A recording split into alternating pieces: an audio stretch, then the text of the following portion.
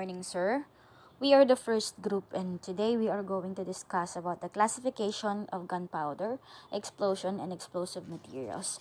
But before we formally begin with the discussion, may I just read the overview of the topic. In the crime investigation involving firearms, law enforcement officers investigate whether a gun has been fired or not and identify the person who fired it.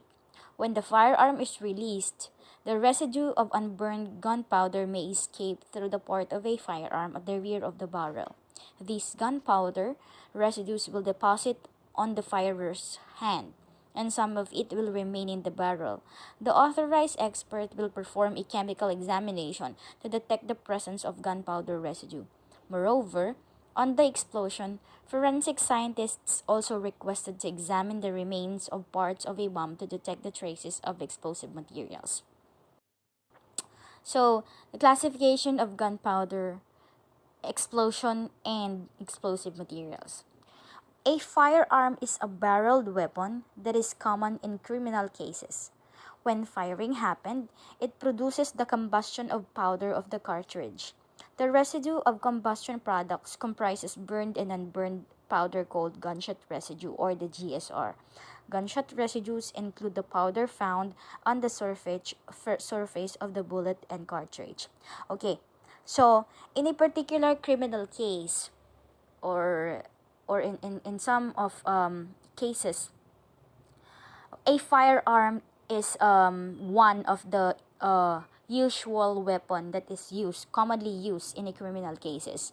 Okay, so the firearm is very much important in order to identify, or it helps to identify who is the criminal, and what kind of firearm has been used to execute the crime.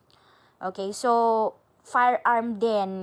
is firearm then. So it is important for us to know, as a future criminologists. It is important for us to know what is the importance of the firearm, or what will be its what will be its aid in order to solve or prove a particular criminal case. Okay, so gunpowder is classified as a black powder and smokeless powder. Okay, black powder. So it composes 75 potassium nitrate, 15% carbon, and 10% sulfur. Recall chemical reaction. The reactants which on the materials that involve to undergo reaction producing a product. In black powder reaction, the potassium nitrate reactant serves as an oxidizing agent because of oxygen in the compound. When heat is applied in the black powder, the oxidizing agent's oxygen component will be liberated. When the oxygen was liberated, combustion occurs when combined with the carbon fuel and the sulfur producing two gases, namely carbon dioxide and nitrogen gas. The formation of these gases in the cartridge will propel the bullet forward in bullet cartridges that produce heat. The reaction's residues can be deposited in the firer's hand to the barrel that serves as an area of or sample of for examination to determine if this person fired a gun. Okay, so it says here that there are two kinds of gunpowder, which is the black powder and the smokeless powder. Okay, black powder.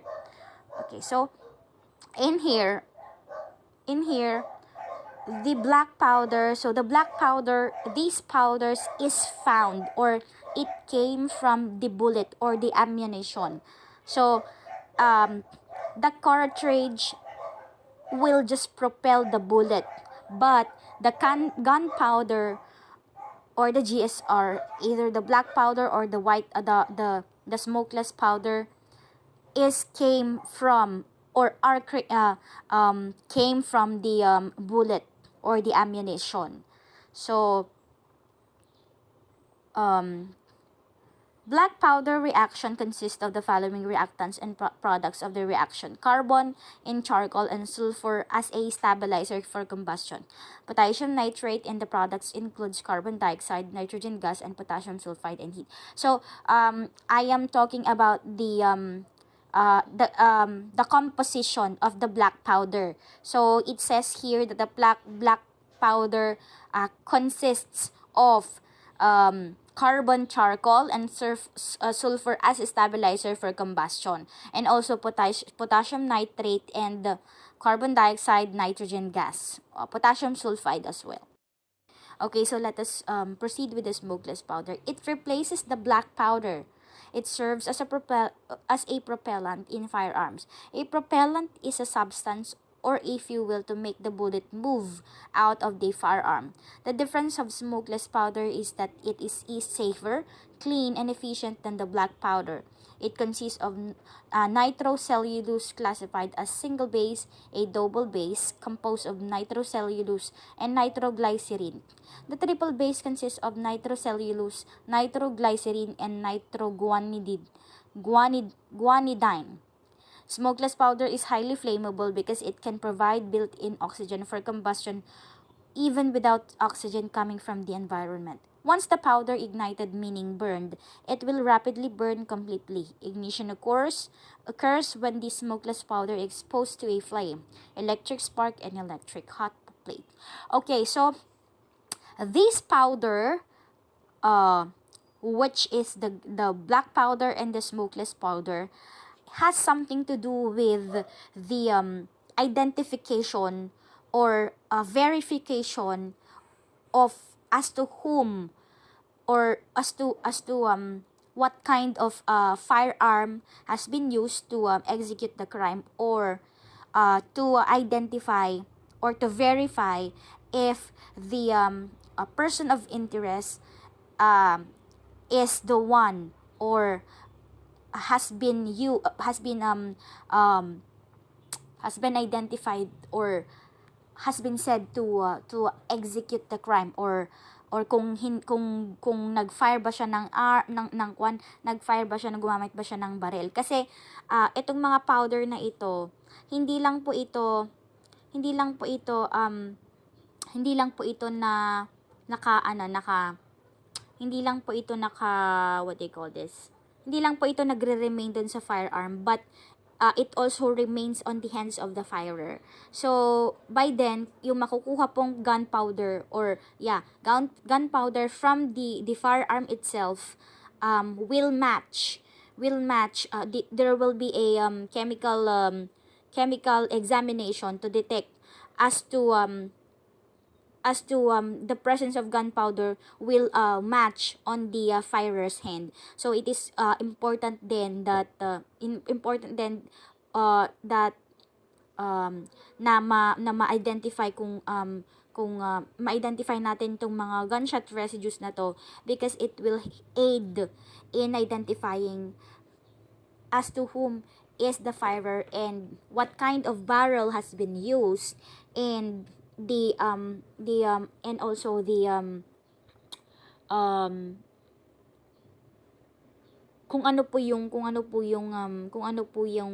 yung distance, it's not a distance, kung ano po yung kung magma-match yung firearm, and as well as the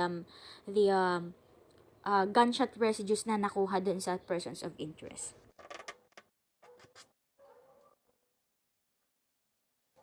Classification of explosion and explosive material. The explosion happened when a gas pressure was confined in a space. It causes damage when the gases are escaping from the confinement. The combustion of explosive devices that contain explosive substances occur rapidly. There is no enough time for the oxygen from the fuel during the explosion. The ignition or burning of explosive material is called detonation. Explosions are classified as a mechanical, atomic, and a chemical explosion. First is the mechanical explosion. Occur when the expansion of gases producing high pressure beyond the container capacity is called mechanical explosion. Next is atomic explosion. Also known as the nuclear explosion, the energy released from the reaction is derived from the radioactive materials. Best example for this is the Hiroshima bomb, nuclear bomb in World War II.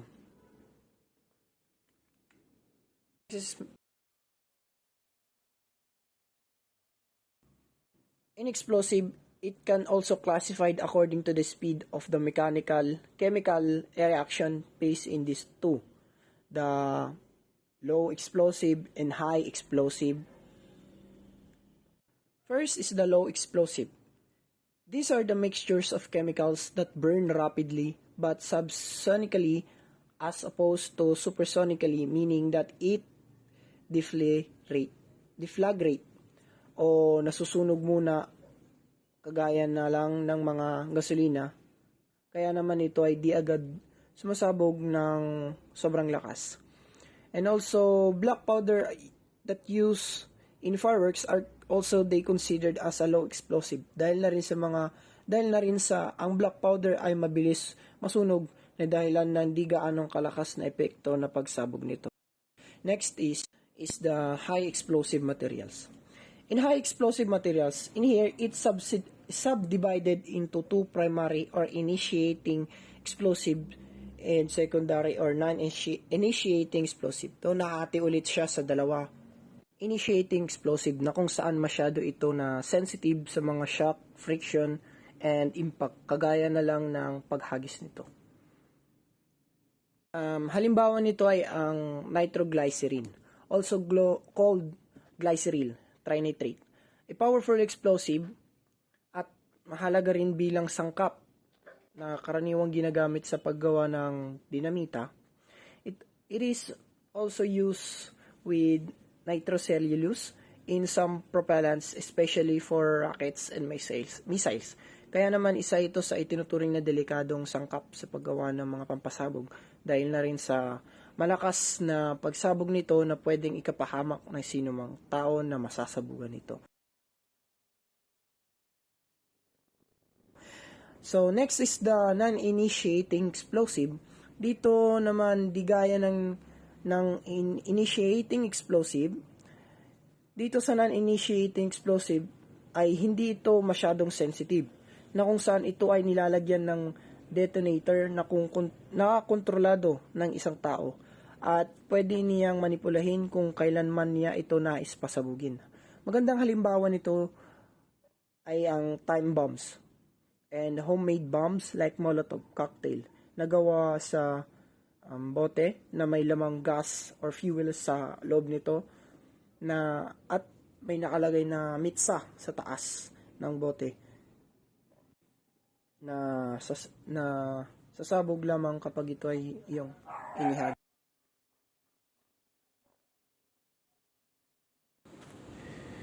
Alfred Bernard Nobel was a Swedish chemist. Was born in October 21, 1833 in Stockholm, Sweden. He was an engineer inventor, businessman, and philanthropist. He is best known for having abandoned his fortune to establish the Nobel Prize, though he also made several important contributions to science, holding 355 patents in his lifetime. And one of his best invention is the dynamite. The dynamite, and it consists of nitroglycerin, diatomaceous earth, and sodium carbonate. This mixture is wrapped in a stick with cord where the fire will transport going to the cylinder.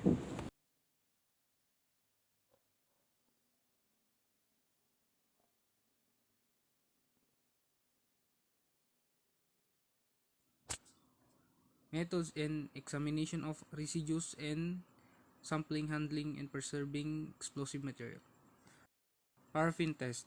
Paraffin test objective is to detect the presence of nitrate residue to identify whether the person fired a gun or not. However, it will not conclude that the person who undergoes the paraffin test fired a gun. So dito sa test na ito, kung saan ang paraffin kas ng kamay ng isang tao na pinanghihinilaang nagpaputok ng baril ay sumasailalim sa pagsusuri ng kemikal upang matukoy ang pagkakaroon ng particle ng pulbos. This is the following reason. The nitrate compound can be also a component of other substances like fertilizers, urine, and cigarette. It also turns positive in this particular test. So, sa first reason daw, ang nitrate compound ay maaring compounds ng fertilizer or ihi at sigarilyo na kung saan ititest ay malalaman na nitrate ang isa sa mga sanhi.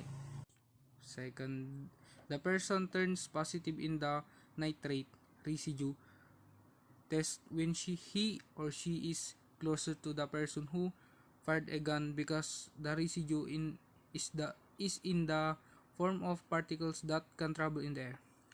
Dito naman sa pangalawa, nagiging positibo ang isang tao sa nitrate residue kung malapit siya sa taong nagpaputok ng baril. Ang mga maliliit na pulbura nito ay maaring maglakbay sa hangin at dumikit o dumapos sa malalapit na bagay or sa tao. This technique is also called diphenylamine test and dermal nitrate test. The diphenylamine reagent is employed in the cast and the paraffin wax is coated in the epidermal part of the hand where the nitrate residue is located. In the extracting the nitrate residue from the subject, it must be done within 72 hours or 3 days from the shooting incident. So, sa paraan na ito, papahiran ng paraffin wax ang bahagi ng kamay na may nitrate residue para ma-determine ang chemicals at sabi dito, gawin ito ng 3 araw mula nung insidente ng pamamaril. Then, method in paraffin casting. Wash both hands of the subject with tap water obtaining the cast. In washing, do not use any detergent or soap. Dito sa una, hugasan daw ang kamay ng tubig sa gripo para lumitaw ang chemical na sa kamay at huwag ito sabunan ng kahit anumang sabon para hindi maalis o mawala ang chemical. Letter B. After washing, air dry the hands or dip a piece of cotton on it. At dito naman sa pangalawa, patuyuin daw ang kamay o punasan o lagyan ng bulak sa ibabaw nito para dumikit ang chemical.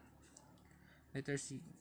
Next is melt the paraffin wax over a slow fire using a Bunsen burner. Once the paraffin wax is already liquefied, cool down provided it does not set.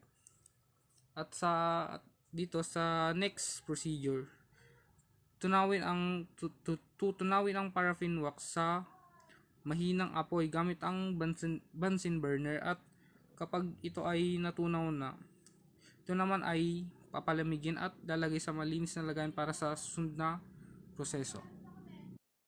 G. Next is waiting for a couple of minutes until the paraffin cast has set. Once it already cools, lift of the cast gentle from the hands of the subjects. Dito naman sa G ay kailangan mong maghintay ng ilang minuto para sa sandaling lumamig na dapat dahan-dahanin ang pag-aangat dito. E. After positioning the hands, drop the molten paraffin on the hands that cover the surface from wrist joints up to the fingerprints. This will cause the pores of the skin to open and exude the particles of gunpowder residues. Dapat pagkatapos i-vision ang kamay, kailangan takpan sa ibabaw hanggang sa dulo ng daliri sapagkat ito ay magiging sanhi ng purse ng balat dahil sa pulbura ng baril. Place the subject left and right hands on a surface covered by a transparent paper with palms facing down and surface. Kailangan ilagay ang kaliwang kamay at kanang kamay sa ibabaw ng transparent ng papel upang sa ganun ang palad ay nakaharap pa ibabaw. Explosive analysis. After an explosion, residue from the explosive that was used will be left behind. To identify the type of explosive used, investigators may use an ion mobility spectrometer or IMS, a handheld chemical detection device to identify residues that may be present around the blast site. Sampling, handling, and preserving explosive materials. In collecting, preserving, packaging, and identifying trace pieces of evidence in the explosion site, it must be conducted to protect the materials and avoid contamination. By following these procedures, it will provide an accurate and objective investigation. So, dito po sa first paragraph na to. In collecting, preserving, and identifying trace pieces of evidence in the explosion site, kailangan ng pag-iingat in order to protect the materials or the evidences na nakuha nyo sa explosion site. Bakit kailangan protektahan? Kasi, for the sake of goal of the investigator, which is to collect and to provide an accurate and objective investigation, kailangan i-conduct yung sampling, handling, and preserving in a right manner which is far from contamination. If ever kasi na makontaminate or masira yung hawak mo na evidence dahil kasi hindi mo sinunod yung proper sampling, handling, and preserving ng pieces of evidence, it may lead to an accurate result of the investigation.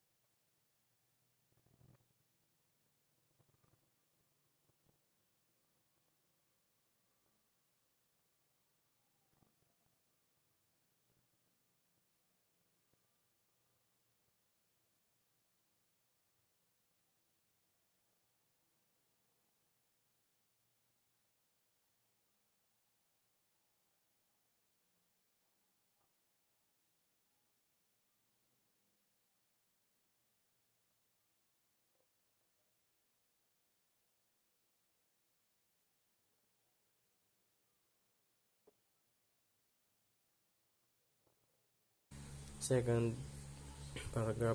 In case of explosion, you can encounter mixtures of materials or substances in the incident areas, condition, or structure. Therefore, the first thing to do is photographing and sketching the crime scene or the area before removing or disturbing any items.